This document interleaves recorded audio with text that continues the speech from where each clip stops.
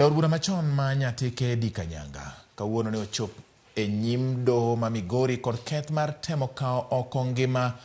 ng'ato.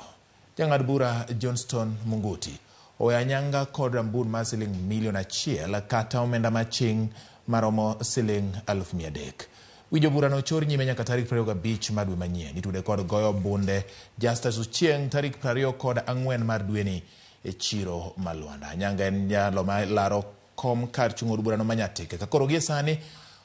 wadani mondo watudre achiel kachiel kod jafombo marwa ma Migori Jojuma mondo miwa ne ler ni to chenro ogik nang'o kata bura no oyang mage gin ang'o gini mosom e nyim doho ma Migori kono kama no chwale Anyanga kotende gi wach mar ketho ma itude godo mar kielo gi magina kendo hinyo rawera moro e gwenge mag Luanda ma yudore sub county manyatike county ma Migori. Jojuma kiwinja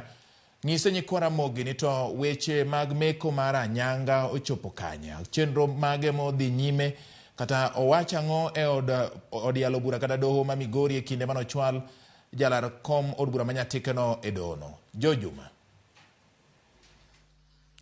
Awinji maler erokamano kowuok e kaunti ma Migori e kinde maloyo dakika 30 mokalo jobonde machon manyatike Edick Anyanga ne ochwal e dono ma Migori kabedo done kod kethno mar temo nego jal moro ma iluongo kaka Justice miwach ni otieno mar tarik 24 e gwego mag Luanda e sab kono manyatike ne ogo kod lisasi kabende nobedo kod hinyruok kabende me omiyo nyo kawe kendo no mako odiochieng' manyo no ochwal e do odiochieng' ma kawuono e nyim do odiochieng' ma kawuono jang'ad bura Johnston Munguti ne ochoro kes ni nyime nyaka tarik 25 mang'iso ne ok no mijo bende manyatike machon thuolo mar golo kwayo mare nikech kwayo bende no gol kod apis no maje albuche matudo ganda kod piny mabende idendo kaka the DPP mane okwayo thuolo mondo koro pod gin med timo nonro kapok ochwal kes machal koda ma e do tarik 25 mar dweni no aneno ka ja kabende jabune manyatike koro iwacho ni chieng' no riko ne owuok kaka kamano wuok poko yango no dhi dala ne kar sa otieno kabende kae makoro chiedo ma gima chal koda ma inote no winjo bende kinde mokalo ka Anyanga wuon ne wacho ni en wuon ne omonje konyo bende nyaka sani koro poko yango kabende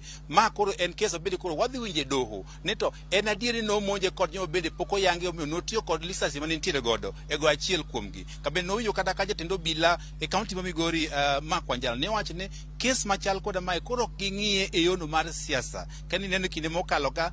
Migosi Anyanga be no wach no tene kod siasa. Jobur manyatike masadi be no tene kod siasa. Kawo no wacho ne gin kako bila. Kes ni koro ging'iyo kaka ketho ratiro mar jal manogo kod bunde ni mok weche go mag siasa. Kabiri nyaka sama koro wantie ni wang'en to kes machal kod mae. Kwayo mogol kod apis ni mar DPP.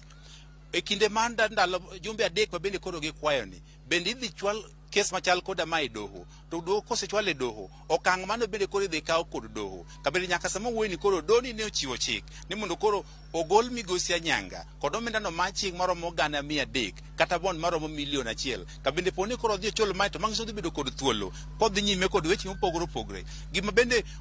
oganda onego ng'e jobende machon manyatike be laro kom bedo manyatike kod otiko no mar upya ken achiel kuom jogo eko babende koro yande IB osepwodho mondo koro odhi olar komni kabende kes machal kono odhi ng'en to kes ni ere kaka odhi dhi nyime e sama bende nyaka sani bende koro oikore ne laro kom mar bedo manyatike.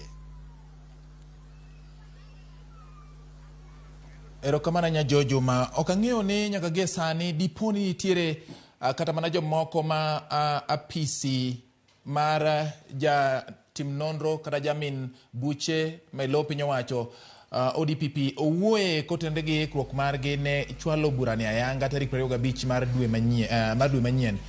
ka ging'iyo kaka weche mag monji ni iwacho ni ne otim. Diponi nitiere joneno moro amora kata mano wuoye kinde ni makoro nonro dhi nyime matemo nyiso kata temo yango moko kuom gik mane bet ni notimore mano kelo wach mar kielo gi magina achiel kuom ojende ma iwacho ni ne nitiere e kinde mar rakruok makamano. E ka winyi maler nikech kes machal koda ma koro nitie do pok okel joneno mondo koro wuog mondo koro ogol mondo timre mabe nirito ni ka jobudi machon osebiro ka okwayo mare yie keth machal koda ma kata tamruok keth machal koda ma e ka kes ni koro bro dhi nyime kendo ma koro bro miyo do thuolo maluongo joneno mopogore mabe koro bro yango kopone ne gineno ang'o odiochieng' machal koda mano kabende mae ma koro biro miyo doho thuolo mar dhi nyime. Nwawinjo ka apisa mowuok apisno mar ODPP noyango maler ni nyaka sani koro pod gimbe gitwak gin giwegi gi apisgi ma Kisumu mondo gilos kethgi e yono makare ma ka gibiro e doho to bed gino bede koro luwore e yono makare mondo koro doho obed kod okang' makare mane kesni koro ter nyaka giko. Sama owe jaod burani machon manyatike kod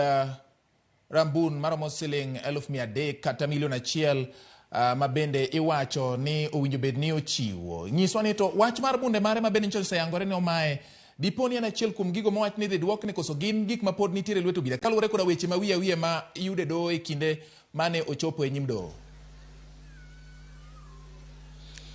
E nyim doho wach machal koda mae pok umiye, lakini kata kinde mokalo waneno ka jatend obila e kaunti ma Migori noyangore ne gimae bunde mare manoriko ne entiere godo. Ka bende kwang'iyo kalatas ma bende koro oting'o keth ma entiere godo ma ok ondike e kalatasno. Kata kamano nyaka odiochieng' manyoro mane wawuoyo kod jatend obila e kaunti ma Migori noyango ni bunde manotiyo godo ni nyaka sani koro pod gintiere godo. Ka bende kata mana lisasi opoklo ma lisasi manotigo odiochieng'no koro nyaka sani koro pod gikano kendo gitimo negi nonro. Ka bende wageno ni sama kesni koro dhi nyime e kwa bro luwa ngene to bunde mano kawire ni be idwoko nego sani kosi biro duok nego ka nonro machal koda mae koro rumo.